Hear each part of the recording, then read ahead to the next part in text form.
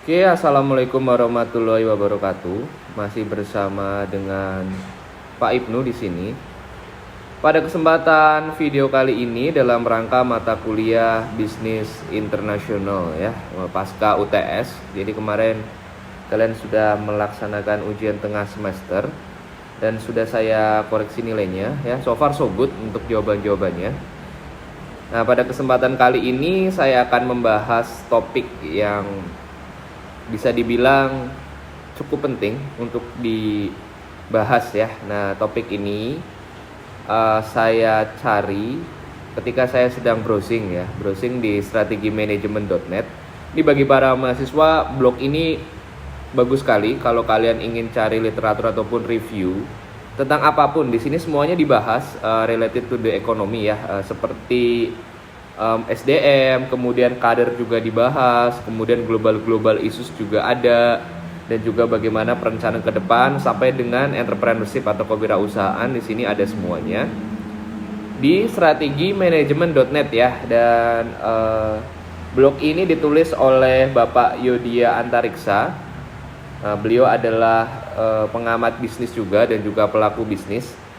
Dan blog ini dinobatkan sebagai blog bisnis terbaik nomor 1 se-Indonesia dalam Pesta Blogger Indonesia 2010 ya. Jadi Pak Ibnu sudah membaca blog ini sekitar sudah dari 2011 ya. 2011 itu ketika masih S1 dan masih membaca sampai sekarang karena tulisan-tulisannya cukup up to date ya.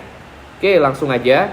Di sini ada artikel yang sangat menarik dengan judul "Berapa rata-rata penghasilan orang Indonesia saat ini dan apa implikasinya bagi hidup Anda" ya. Nah, di sini membahas tentang PDB atau di bahasa Inggris itu GDP, Gross Domestic Product. Ini PDB ini tuh ibarat kapasitas produksi sebuah negara ya. Jadi makin tinggi angka PDB-nya itu makin makmur juga negara tersebut ya. Jadi kalian penasaran gak sih sebetulnya untuk bisa survive di Indonesia itu ketika kalian bekerja tuh kalian harus mendapatkan gaji berapa sih kalau dihitung rata-rata jumlah penduduk di Indonesia juga. Jadi pada tahun 2018 ya, ini datanya masih tahun 2018, PDB Indonesia adalah 15.000 triliun ya. Itu terbesar nomor 16 di seluruh dunia. Nah, angka 15.000 triliun ini adalah acuan angka pertumbuhan ekonomi. Dan tiap tahunnya tentunya angkanya pasti akan naik. Kecuali kalau terjadi crash ekonomi ataupun krisis moneter ataupun kejadian-kejadian tak terduga lain seperti perang yang bisa menghancurkan ekonomi, itu biasanya nilainya akan terus naik. Jika kalau Anda suka membaca istilah pertumbuhan ekonomi 5%, itu artinya kapasitas produksi kita naik 5% dari angka 15 triliun atau sekitar 750 triliun per tahun. Jadi naiknya itu dari jumlah PDB sebelumnya ya. PDB sebelumnya berapa, kemudian di tahun berikutnya itu berapa, kemudian kenaikannya bisa dihitung. Nah, untuk mendapatkan angka-angka penghasilan per penduduk atau per kapita, jadi kalian mesti sering mendengar pendapatan per kapita suatu negara itu PDB dibagi dari jumlah total penduduk di suatu negara. Nah, jumlah penduduk Indonesia tahun 2018 itu ada 265 juta. Itu ranking terbesar di dunia ya. Kita tahu yang pertama itu China, kedua India, dan ketiga adalah Amerika. Ya, emang jumlah penduduk Indonesia sangat besar ya. Dengan demikian, berarti PDB per kapita kita saat ini adalah sekitar 56 juta per tahun. Angka ini diambil dari mana? Yaitu dari angka 15 triliun dibagi dengan 265 juta penduduk ya. Jadi kita menemukan angka 56 juta setahun. Itu rata-rata penghasilan orang Indonesia. Kalau kita breakdown lagi, dibagi per bulannya berapa sih? Maka kita akan ketemu angka 4,6 juta. Nah, angka 4,6 juta per bulan inilah yang menjadi rata-rata penghasilan orang Indonesia pada tahun 2018 ya. Nah, tentu saja ini hanyalah sebuah angka dan masih banyak faktor-faktor lain ya yang belum dimasukkan seperti inflasi, kemudian perbedaan tingkat taraf hidup di suatu kota itu kan pastinya berbeda satu dengan yang lain. Nah, yang harus dicermati adalah apa implikasinya dari rata-rata penghasilan 4,6 juta per bulan bagi kehidupan Anda ataupun kehidupan kita semua ya.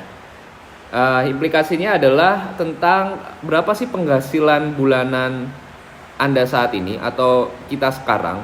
Apakah sudah menyentuh angka 4,6 juta per bulan per individu ya. Jadi kalau based on this statistic, ibarat kata bayi pun, dalam artian bayi pun itu harus memiliki penghasilan 4,6 juta per bulan ya. Hitung-hitungan kasarnya seperti ini kalau kita ingin menggunakan data di sini adalah kalau kalian individu nih, jadi kalian sudah bekerja dan belum menikah ya, artinya kalian masih sebagai seorang individu. Kemudian penghasilan Anda 4,6 juta per bulan. Kemudian kalian merit nih, satu rumah berarti kan dengan 2 orang gitu ya, 2 orang. Berarti penghasilan kalian berdua itu kalau digabungkan harus menyentuh angka 9,2 juta per bulan ya. Kalau kalian punya anak 2 lah, seperti program pemerintah ya, keluarga berencana itu kan 2 anak.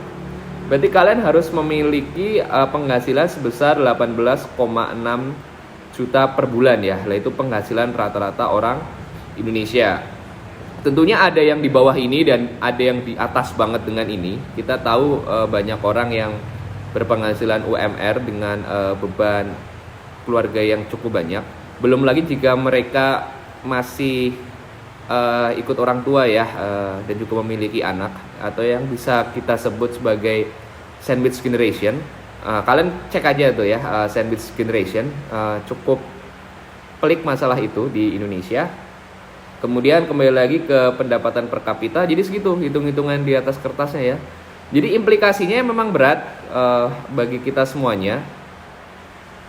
Dan ya saya cuma mau bilang di sini hanya hitungan statistik. Jadi kalau ada orang yang penghasilannya cukup atau segala macam ya emang semuanya sudah diatur ya. Kali ini kita menggunakan pendekatan ekonomi ya. Untuk kalian tahu maksud saya ya, omongan saya tadi. Nah, jadi ketika kalian sudah tahu, di sini saya hanya ingin menyampaikan standarisasi aja berapa penghasilan aman yang harus kita raih ke depannya. Dan kalian sekarang juga bisa ancang-ancang kira-kira pekerjaan apa atau cita-cita apa yang menjanjikan keadaan ekonomi yang lebih baik ke depannya. Karena dewasa ini di era globalisasi, bisnis berkembang sangat cepat ya. Jadi banyak bisnis yang tumbuh, kemudian di saat yang bersamaan juga banyak juga bisnis yang runtuh kayak gitu ya.